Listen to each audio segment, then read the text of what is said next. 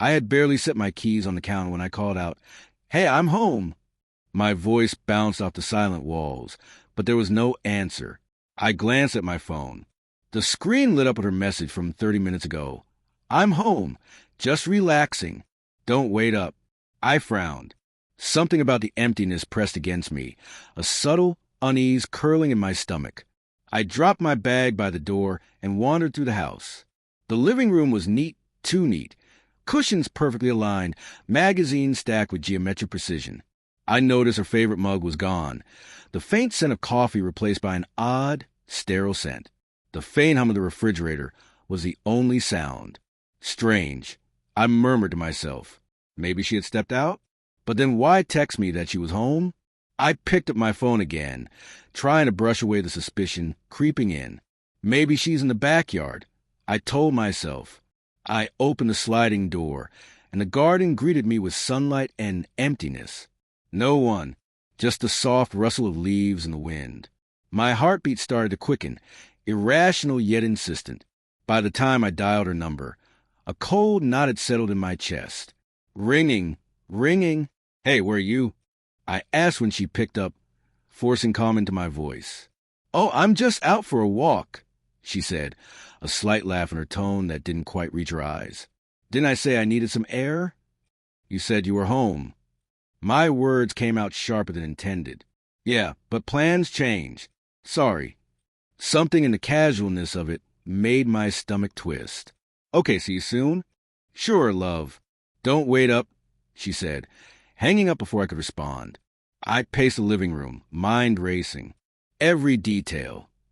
The way she always left her shoes by the door, the small scattering of her makeup on the dresser, seemed like a puzzle with pieces missing. I hated myself for feeling paranoid, but I couldn't shake the sense that the house itself was lying to me. That night, I told myself it was nothing. People have moments. Maybe she needed space. But over the next few days, subtle inconsistencies began to stack themselves like small, sharp stones in my mind. A new scent on her scarf. A lipstick stain on the collar of a blouse she claimed she hadn't worn. Her laughter on the phone with friends felt distant, almost secretive. I tried to confront her, carefully, gently, threading questions into ordinary conversation. "Who were you talking to earlier?" I'd ask. "Oh, just Sarah," she'd reply, a tight smile masking something. Every answer felt rehearsed, like a mask slipping just slightly. My trust, once solid, started to fracture under the weight of doubt. Then, one Friday evening, I came home early from work. I had a meeting canceled, a quiet lull that should have felt like relief. I walked into the house expecting to surprise her, maybe catch a laugh over tea. Instead, the house was empty again. My pulse thudded in my ears as I stepped inside, the living room bathed in fading sunlight, shadows stretching across the floor. I called her, no answer. Texted her, nothing. My fingers trembled as I moved through the house, scanning every room. Then, in the bedroom, I noticed it.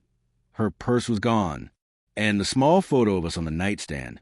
Her side had been turned, the picture slightly smudged. My chest tightened, a cold realization creeping over me. I drove, almost on instinct, following a place I didn't want to imagine she could be. And then I saw them. Her, leaning close against someone I didn't recognize, their laughter spilling into the air, intimate, careless.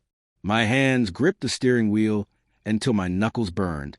The world around me blurred, the moment stretching into unbearable clarity. I didn't honk, didn't yell, didn't interfere.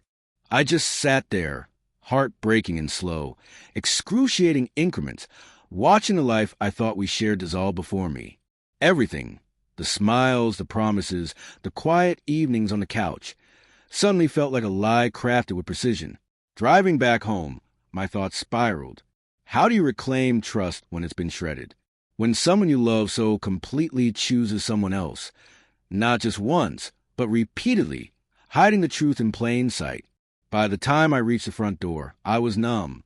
I didn't know if I was angry, devastated, or both. I just knew that nothing could ever be the same. I poured a glass of whiskey and sat on the couch, staring at the empty walls of our home, the silence now more honest than her words ever were. The betrayal didn't feel like a single event, but a slow erosion, a tide that had been washing away the foundation of my life for months. And in that quiet, I realized the hardest truth. The life we had built together was gone, and no amount of pleading or reasoning could bring it back. I left the glass on the coffee table and walked to the window. The street outside was still ordinary and different, but I knew I would never see our home or her the same way again.